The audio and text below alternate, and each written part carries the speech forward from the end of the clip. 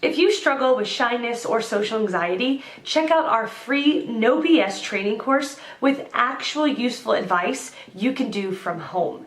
None of that just get out there nonsense. The link is in the description below. For now, let's get to today's question. The question, how do I overcome anxiety when I meet someone with higher social status? Answer by Greg Sebastian. I think is a fantastic question, and I believe it's something that is ingrained into our daily lives. The answer is simple: understand that social status is just a shared socially constructed reality.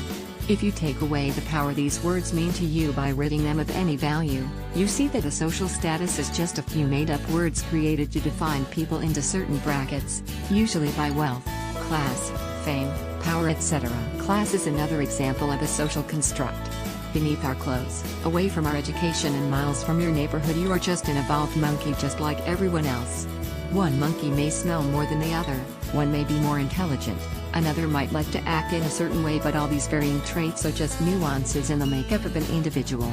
Only when we attribute meaning and assign rules and belief systems around those traits do we begin to establish some sort of socially constructed reality. To rid yourself of anxiety from these encounters in life with the vast and winding paths of our modern human shared realities, you have to disconnect from the belief system. 10 humans placed in a room from the eyes of the trained/programmed individual acquainted with social norms and values would provide a seemingly obvious response. The person would notice who belongs to what class, whose social status is highest, and establish an order of how these 10 humans would score against the socially constructed reality. A homeless man typically would get a much lower score compared to the rich executive, etc. But turn the tables around and put a person in a room with 10 other people who does not agree to use the social contract, the socially constructed reality defining people into class, you will find that the homeless man is the same as the rich executive, because the same agreement provided before is not present in this social situation. So to put it much simpler, we choose to adopt these belief systems by being born into a modern society which operates using shared realities.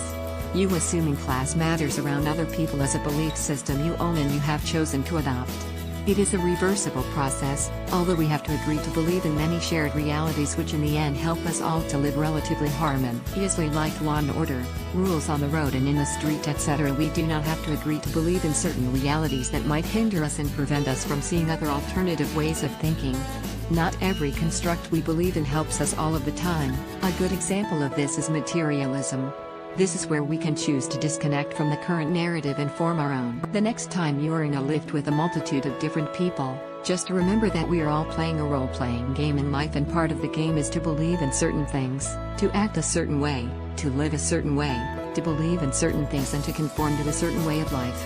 Believing in class structures is one belief we must share in order to be part of the culture we live in. The businessman with his expensive suit is playing his role. He works 60 hours a week so he can sit and count his cash at the end of the month, and so that others see him as powerful and successful.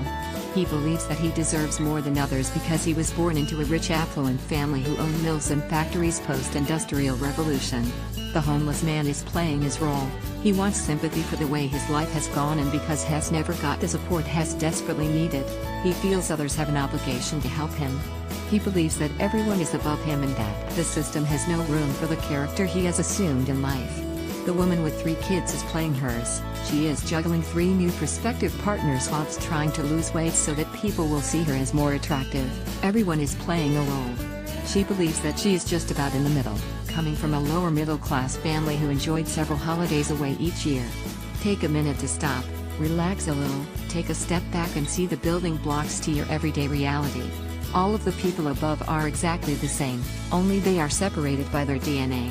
Their hair might be a different color, their face might be larger, they might have bigger bone density, hand size, etc. Everything else is merely a fabric of what are we taught to see, what we are taught to think when we see it, and how we are taught to think about it. Notice how everything which at one point seemed so real and so concrete really turns out to be something fricative, pliable and completely impermanent. Tune out from the game we all play and you can see the very fabric of our existence underneath in all of its form, and then you can be liberated from the views of the many and be the vehicle for your own reality. Chances are, you'll never fully escape the social construct that you live in.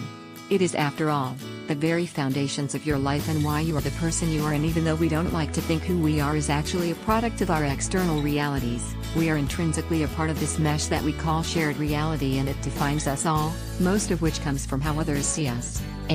How others see the world and how others have defined how we all should think and see the world. We can take solace knowing that just because it does define us does not mean we have to unwillingly accept all of the conditions bestowed onto us through our programming/conditioning. Some realities we can change in order to see the bigger picture, to look outside of the box and question reality, like choosing to be open-minded and accepting rather than superficial and judgmental. Some we can question, sure, but we don't really need to change these because they are important frameworks for how we live our lives. Hope this helps to free you from your anxiety.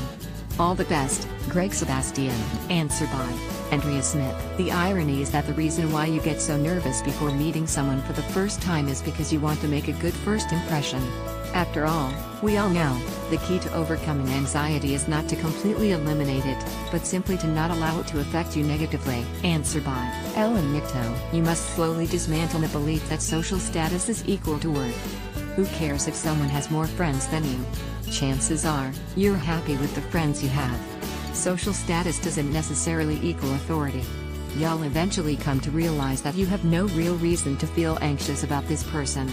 Of course, anxiety is an emotion, and emotions don't care about what logic has to say.